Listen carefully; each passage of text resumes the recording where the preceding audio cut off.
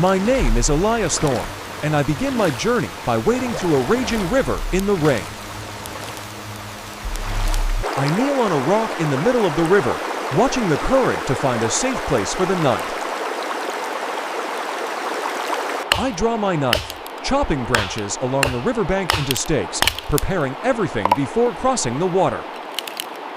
On the foggy riverbank, I shield my eyes and look at the pale sun to fix my direction.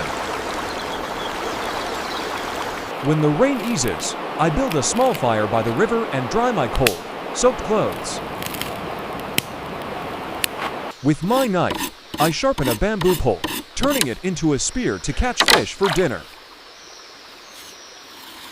With my pack high on my shoulders, I feel my way through a stretch of river filled with rocks and roaring water. On a narrow sandbank, I pitch a simple shelter, my eyes never leaving the animal tracks in the mud. Before entering the deep water, I tie a rope around my waist and secure it to a tree, a lifeline if I'm swept away. I filter river water through sand and homemade charcoal, drinking small sips to stay clear-headed. From a high rock, I unfold my crumpled, rain-soaked mat, trying to guess where I'm trapped. I carve SOS into a drifting log and let it go with the current, as if sending a plea for help. Dawn rises in thick mist as I trudge along the muddy bank, each step a new hope. I build a high-hanging raft, keeping my pack and food out of reach of hungry night predators. With bamboo and jungle vines, I lash together a small raft and push it into the water to see if it can carry me. On the fragile raft, I drift with the current, eyes straining for deadly whirlpools ahead. A slip tears my skin, so I rip my shirt into bandages and wrap the wound tight to keep moving. I find a still pool, cast a line of fishing cord and a bent safety pin, and wait for the flicker of fish. I hang my torn gray shirt high in a tree like a flag, a signal for any helicopter that might pass. Beside a sheer rock wall, I cling to roots with one hand and grip my cold knife with the other. When the jungle rain crashes down, I use broadleaves as gutters, channeling clean water into my bottles. Watching the swirling foam and hearing a distant roar, I know there's a waterfall ahead I must avoid. I cut the straps from my pack, treating them like rescue rope, practicing knots in case I need to pull someone from the rapids. Resting on a sun-warmed rock, I watch birds in flight, reading their direction like a compass in the wild. A fallen tree forms my only bridge.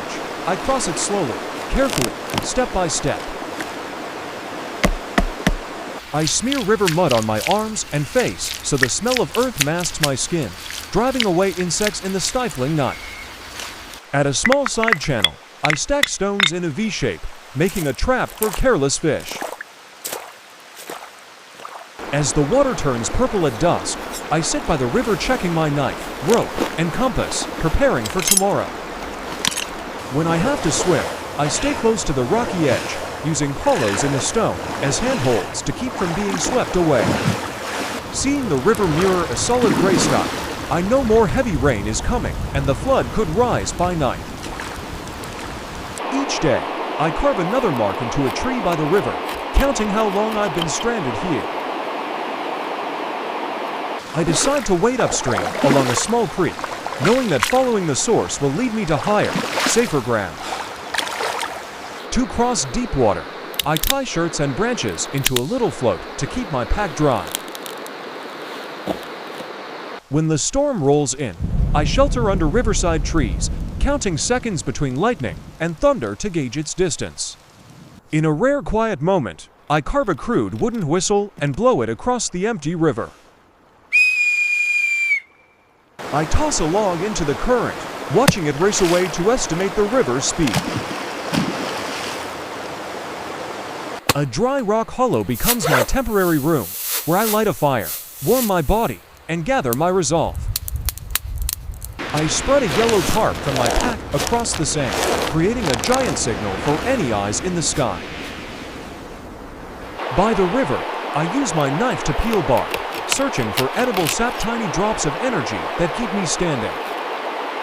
Night falls, and I walk the riverbank with a burning torch, each circle of light a small island of safety.